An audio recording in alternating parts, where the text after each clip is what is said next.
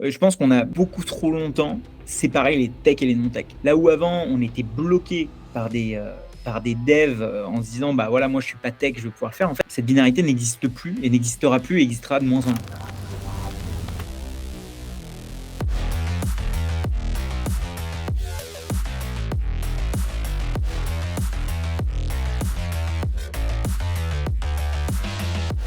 Bonjour, bienvenue. Du coup, je sais pas si c'est un lancement, ça va être coupé. Je suis très content aujourd'hui de te recevoir, Shubham. Est-ce que tu vas bien? Bah, très, très bien. Merci beaucoup de l'invitation. C'est hyper cool de se voir ici. Je vais te poser cette question-là en premier. À quel moment t'as commencé à percer sur YouTube avec le no-code? Pourquoi t'en es arrivé là? Pourquoi t'es arrivé au no-code dans un premier temps aussi? Ouais, bah, écoute, pourquoi je suis arrivé au no-code? Bon, comme tu le sais, moi, à la base, je suis développeur, donc j'ai Mhm. commencé dans le dev, j'ai commencé dans la tech, j'ai commencé à faire des sites web, puis après du back-end, etc. Et petit à petit, je me suis rendu compte que dans ma carrière de freelance, on me demandait beaucoup de fois la même chose. Et puis petit à petit, il y a eu cette technologie qui a commencé à émerger, marketingment parlant, hein, parce que c'est Ouais. pas nouveau, le code. Dreamweaver existait depuis la nuit des temps, et puis on n'a jamais dit que c'était le no-code. Mais je l'ai vu apparaître parce qu'il y avait de plus en plus d'outils comme du Airtable, du Zapier, qui faisaient de plus en plus de bruit. Et je me suis dit, putain, il n'y a pas vraiment de contenu sur ce sujet. Mhm. Et en fait, il se trouve que la plupart des gens ont besoin juste d'une accroche pour pouvoir s'intéresser à un sujet. Je prends l'exemple du dev. Ouais. Les meilleures chaînes YouTube, c'est vraiment celle qui accroche le mieux. C'est pas forcément le cours de 3 heures qui va faire le plus de vues ou le plus d'audience large, mais c'est plutôt quelque chose qui va accrocher plus. Et puis à partir de cette accroche, on va s'intéresser au sujet. Et il n'y avait pas ça sur le no-code à l'époque du Covid. C'est à ce moment-là que j'ai relancé ma chaîne, parce qu'avant c'était une scène de vulgarisation informatique. Mhm. Et donc c'est là où j'ai démarré à parler du no-code. Et ça, il y a de ça 2 ans, je crois, quelque chose comme ça, ou 1 an et demi. Ouais, donc du coup, l'accroche, elle vient de... l'accroche, elle vient de qu'est-ce que je pourrais faire avec le no-code, quoi. En effet, il y a trois angles d'entrée qui marchent bien. Il y en a un premier, c'est en fait, fais ce que tu fais en dev en 1 heure, fais-le en 10 minutes, parce que tu as des templates, parce que tu as des outils qui te permettent de le faire, etc. Donc ça, c'est la première accroche un peu build. La deuxième, c'est avant, tu pouvais pas automatiser des choses parce qu'il fallait fallait être un DevOps pour connaître les outils qui font des tâches récurrentes, etc. Euh, alors que maintenant, il y a des outils comme Zapier, comme Integromat, avant ça s'appelait, maintenant ça s'appelle Make, qui permettent de le faire. Donc comment automatiser ta Mhm. life, automatiser tes business process.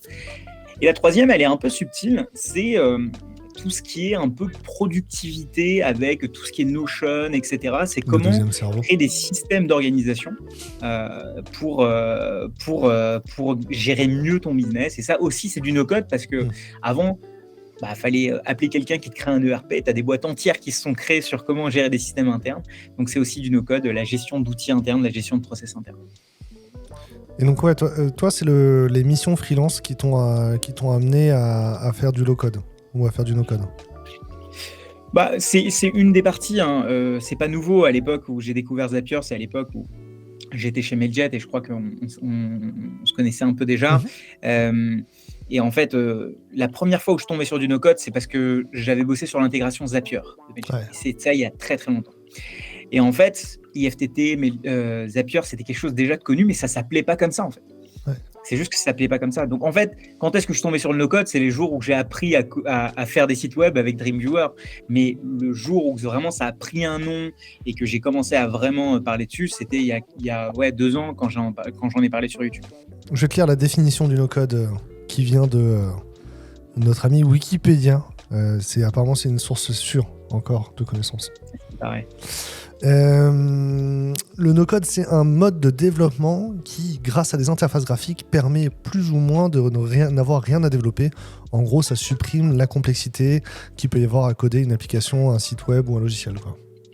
C'est une définition Wikipédia, c'est-à-dire que elle prend toutes les définitions et elle en fait une moyenne. Et évidemment, la moyenne ne représente pas forcément la réalité. Mais je pense qu'il y a beaucoup de vrai.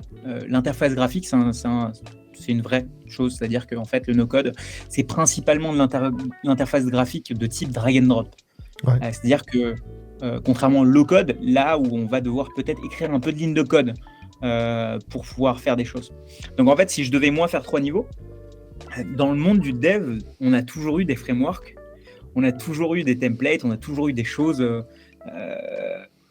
On crée jamais tout de zéro, en fait. On se base toujours sur des choses. Le low-code, c'est ça, mais avec un peu plus de facilité. Donc, si je monte d'un niveau, j'ai le low-code. Le code, c'est des librairies, donc des bibliothèques, des frameworks, etc., qui vont me permettre de créer des fonctionnalités avec des interfaces graphiques. Et le niveau au-dessus, c'est le no-code, c'est-à-dire que j'ai des templates, des librairies, etc., etc. Mais là où je vais devoir écrire 0 ligne de code, mais je vais tout manipuler via de l'interface graphique.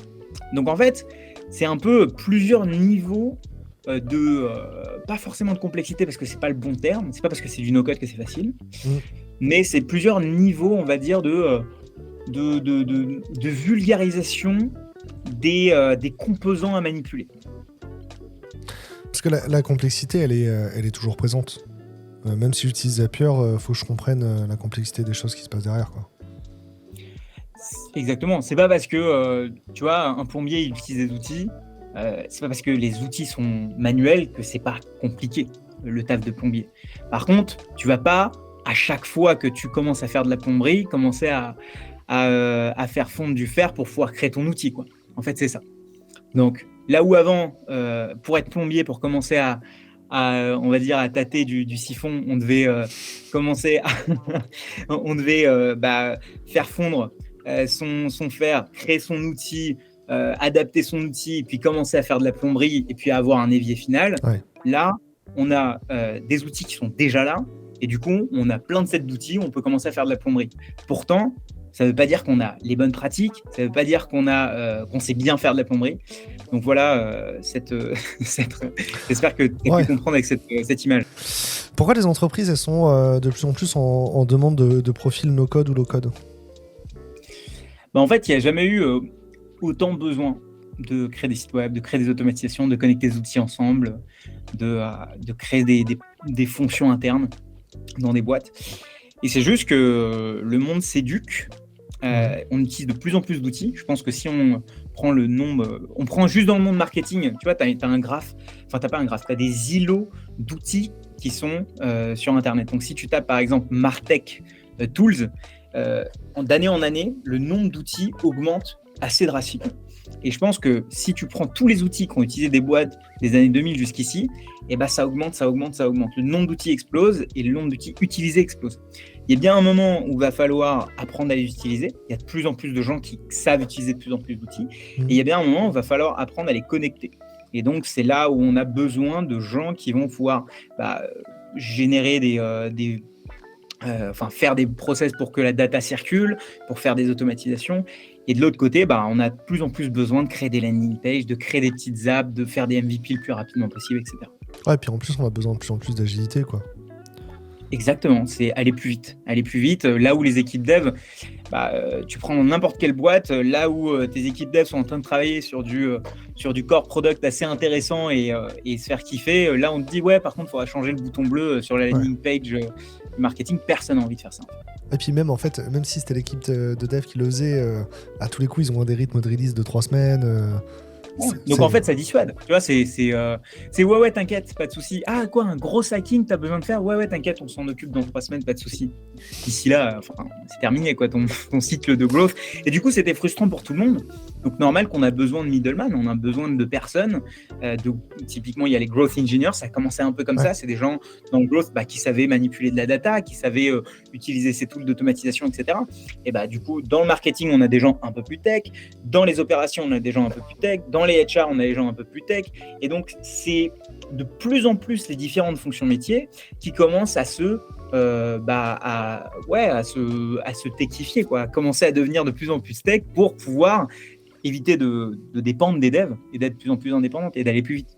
Est-ce que le coût de maintenance, il vaut la différence de coût logiciel ? Parce que un Zap et faire quelque chose avec un serveur Node que j'aurais hébergé moi-même, des fois, j'ai l'impression que le Zap est cher. Mais en même temps, j'ai l'impression que le Zap, il se met à jour tout seul dès que l'API elle évolue. J'ai un peu une garantie comme quoi il va pas être déprécié le jour au lendemain. S'il marche aujourd'hui, il marchera dans un an, alors que je sais qu'un serveur Node, je vais devoir intervenir dessus, quoi. C'est une bonne question et en fait ça dépend toujours du use case.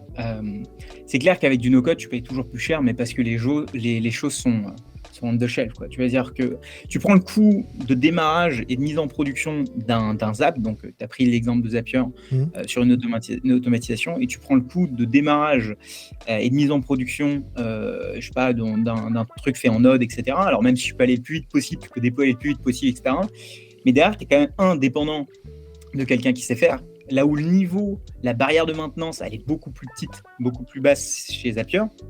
Et donc, et deuxièmement, en effet, tu as la maintenance. Combien de temps ça tient, combien de temps tu payes ton serveur, etc. Alors que là, tu as un coût qui est unifié. Donc, généralement, le build, donc si je prends deux étapes, le build et le run, généralement, le build coûte beaucoup moins cher, prend beaucoup moins de temps, pardon. Je recommence. Généralement, le build prend beaucoup moins de temps dans du no-code, donc dans Zapier, etc. Et coûte beaucoup plus cher dans du dev et prend beaucoup plus de temps.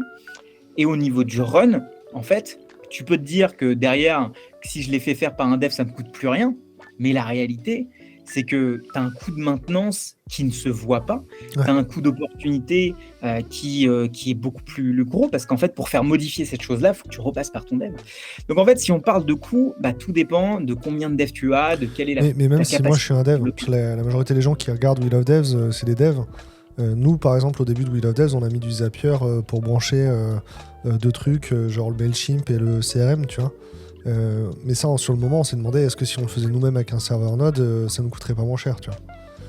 Est-ce que tu penses qu'un développeur aujourd'hui qui hésite à le faire, c'est vrai que ça peut avoir, le coût peut être rédhibitoire, mais est-ce que la maintenance, elle va être, est-ce que c'est comme je vais reformuler ma question, est-ce que c'est un peu comme le serverless, un peu plus que du serverless, c'est-à-dire que genre j'ai beaucoup moins de choses à penser après, tu vois, en tant que développeur? Ouais, clairement, je veux dire, dans ce que tu as dit, je pense que tu as un peu un biais aussi, vu que toi, je sais pas si tu es encore sur Zapier ou tu l'as développé toi-même, mais la réalité, c'est que en fait, tu vas plus vite, tu apprends plus vite et tu t'occupes plus des choses qui marchent déjà, tu vois. Si à chaque fois que tu rentrais chez toi, tu devais t'occuper de la serrure, est-ce qu'elle tient encore en place, est-ce qu'elle est intacte, est-ce qu'elle va pas tomber demain, quelle est la prochaine date de changement, ta charge mentale serait énorme. À chaque fois que tu sors de chez toi, tu checkerais un peu la serrure. Mais sauf qu'en checkant la serrure, tu perds ces millisecondes, tu te crées ce stress, tu te crées cette charge mentale, alors que ta serrure, elle est là, elle est faite par un serrurier, elle est certifiée, tu t'en fous, ok, tu vas la payer plus cher one time, tu vois, mais au moins tu t'en fous, tu réduis ta charge mentale. Et c'est pareil au niveau de ta charge en général de ton business, quoi, en fait. Tu réduis le fait, voilà, tu as compris le sujet. Ouais. C'est comme quand je fais une opération mécanique sur la voiture ou sur le vélo, quoi. Si le vélo je l'ai fait moi-même, après je dois le savoir. Tu vois, je te reprends l'exemple du plombier. Chez le plombier, tout est toujours en bordel parce qu'il est toujours tête dans le guidon, il veut toujours essayer de tout faire lui-même, etc. Alors que si c'est fait par quelqu'un, je sais pas, qui a une garantie décennale ou j'en sais rien, au moins c'est fait, tu t'en occupes plus, quoi. Et tu peux passer à autre chose. On va faire la plomberie chez soi-même, il y a des gens qui le font. Ça marche aussi, ouais. La dernière question, est-ce que nos codeurs ou nos codeuses ou développeurs no code ou développeuses no code, c'est des métiers du futur? Est-ce que c'est des métiers qui vont exister dans un futur proche ou dans un futur lointain? Je pense que il va y avoir plein de sous-ramifications. Les premières, c'est celles que je t'ai données. Donc, c'est-à-dire, il va y avoir des builders, des gens qui vont créer des apps, qui vont créer des sites web plus facilement, qui vont être plus facilement maintenables. Ils vont avoir les deuxièmes qui vont être des gens qu'on appelle le no-code ops, qui vont créer toutes ces automatisations, qui vont connecter des outils ensemble, dont le taf va être d'être garant de comment la data circule et les infos circulent dans une boîte. Et tu as les troisièmes vraiment qui vont s'occuper de la partie knowledge management, de comment est-ce que les choses sont organisées, etc. Donc je pense que c'est plutôt des sous-ramifications dont les métiers vont commencer à émerger et commencent déjà. Si tu tapes no code sur Malte ou quoi que ce soit, tu as plein de sujets, de gens qui cherchent des développeurs Bubble pour créer des apps, des gens pour gérer de la data avec du Airtable. C'est pas un métier du futur, c'est un métier de maintenant. Tu regardes, les gens demandent ça. Mais c'est juste que la plupart des boîtes un peu old school ne le savent pas encore et du coup ne demandent pas encore ça. Donc c'est vraiment des startups et compagnies qui vont commencer à recruter ce genre de profil. Là, tu parlais du no-code ops. Mm. Nous, chez nos clients, on commence à avoir des gens qui sont rec ops. Chez les commerciaux, dans les équipes commerciales, on voit des gens qui sont sales ops. Et je me rends compte, c'est souvent un sales ou un recruteur qui a fait beaucoup de no-code, qui a mangé le sujet. C'est ça que tu appelais les no-code ops? Ouais, no-code ops, c'est, tu vois, je te parlais de différents métiers dont de plus en plus de gens vont devenir de plus en plus tech et comprendre tout ça, qui vont comprendre ce que c'est qu'une API, qui vont comprendre ce que c'est qu'un itérateur et compagnie. Bah, c'est ces gens-là qui vont devenir HR ops, sales ops et compagnie. C'est ceux qui gèrent les outils en fait. Et ils ont besoin d'un côté d'une connaissance métier et de l'autre côté d'une connaissance technique. Parce que c'est des métiers, quand on parle de RecOps ou de SalesOps, on les compare souvent au DevOps. C'est-à-dire, en expliquant, c'est le métier du DevOps qui s'applique au métier du RecOps. Mais comment toi tu le perçois? Tu vois, est-ce qu'on peut vraiment les paralléliser ou c'est juste les noms se Ouais, ressemblent? moi je pense pas, tu vois, parce que le DevOps, c'est c'est un peu, je dirais que c'est un peu spécial parce que c'est pas le dev qui va devenir DevOps ou quoi que ce soit, tu vois. C'est vraiment, je pense, deux choses différentes et je pense que tu as plus d'insight là-dessus, mais je pense vraiment que c'est deux métiers différents. Celui de l'ingénierie qui va penser comment le code va fonctionner et de l'autre côté qui va penser comment est-ce qu'il va scaler, comment est-ce qu'il va rester en place et être stable. Et c'est deux choses Ouais. différentes, tu vois. Alors que là où quelqu'un qui va être, je prends un sales et un sales ops, on va pouvoir se dire que quelqu'un qui est bon en sales, qui veut devenir de plus en plus technique, va pouvoir augmenter sa capacité à faire du sales, sa performance, en devenant quelqu'un qui va être meilleur sur les outils de prospection, de CRM, etc. Tu vois, donc franchement, si tu prends, on va dire, la boîte et les différentes parties métiers, bah, ceux qui sont tout en haut, en surface, vont faire que le métier, et ceux qui viennent de plus en plus au milieu vont devenir des techniciens. Et donc, ça va enable, ça va enhance un peu leur performance. Non, Là où ouais. un dev qui sait faire du DevOps, je ne sais pas s'il va enhance sa performance. Parce que le mot enabler, il est pas mal. C'est-à-dire que le DevOps dans le monde de l'IT, c'est un mouvement où on veut faire travailler les ops, donc les gens de la DSI, avec les devs qui créent les logiciels. Tu vois. Et donc, donc les gens dont c'est le métier d'être DevOps sont effectivement des enablers. Ils font qu'en sorte que les deux parties communiquent mieux, travaillent mieux ensemble et créent plus de valeur ensemble. Tu vois. Et en fait, la question que je me pose, c'est que si on le fait avec le RecOps ou le SalesOps, est-ce que on n'est pas en train de donner des outils, comme le DevOps donne des outils aux devs pour faire sans la DSI, est-ce qu'on n'est pas en train de donner des outils aux sales, au marketing, aux recruteurs pour faire sans la DSI, sans le DSI qui installe, achète des logiciels, etc. Ah, clairement. Tu enable, ouais, totalement. Je pense que. Et tu le vois de toute façon dans tous les métiers. Tu vois, dans le monde des HR, c'est encore plus visible. Avec toute la HR tech et compagnie, les gens maintenant en interne, quand les gens des HR ont commencé à utiliser des outils no-code, bah, il fait que les HR passent moins de temps à faire de la saisie, passent moins de temps à faire des clics. Donc, ça les enable à faire un peu plus leur métier et à avoir des nouvelles manières de penser. Donc, clairement, ouais. Ah, puis ils commencent à faire l'expérience candidat pour de vrai, quoi. Ouais, enfin. Et parce qu'avant, ils étaient bloqués parce qu'ils n'étaient pas tech, tu vois. Ouais, puis ouais, mais surtout qu'avant, ils étaient bloqués parce qu'ils avaient un gros logiciel dont ils comprenaient rien. C'était une peine de l'utiliser. Maintenant, Aussi, souvent, ouais. ils l'ont court-circuité en faisant autre chose et en le rebranchant à la fin, quoi. Mais ok, c'est cool. Mhm. En vrai, on a fait le tour des questions. Est-ce que t'as une tribune pour les gens qui regardent We Love Devs, les développeurs et les développeuses qui veulent être heureux dans l'IT? Est-ce que tu as une tribune au sujet du no-code pour eux? Moi, ce que je dirais, tu vois, c'est. Je pense qu'on a beaucoup trop longtemps séparé les tech et les non-tech. Et en fait, c'est genre, tu sais dev, tu sais pas dev. Ouais. Voilà. Et en fait, cette binarité, ça n'existe pas, ça n'existe plus. Quelqu'un qui n'a jamais appris à coder proprement, à faire un langage de dev, enfin un langage de développement, va comprendre ce que c'est qu'une API peut-être, va comprendre ce que c'est qu'un trigger, qu'un déclencheur et qu'une action, et peut-être va pouvoir commencer à réfléchir comme un ingénieur, à faire de l'ingénierie. Et de l'autre côté, là où avant on était bloqué par des devs en se disant bah voilà, moi je suis pas tech, je vais pouvoir le faire. En fait, cette binarité n'existe plus et n'existera plus et existera de moins en moins. Donc je pense que même dans nos métiers de tech, va falloir se dire ok, qu'est-ce que je peux hand over encore plus à des gens qui ne savent pas coder pour moins me concentrer sur des choses qui sont intéressantes pour moi, plutôt que de rester dans le milieu, dans quelque chose où en fait un jour quelqu'un va pouvoir le faire à ta place sans coder. Donc moi le message que j'aurais pour des gens qui regardent We Love Dev, c'est essayer de s'intéresser au no-code plutôt que d'être comme beaucoup de devs aussi, un peu dans le déni, genre oh, c'est du bullshit, c'est du drag and drop, c'est du clic-clac, quoi.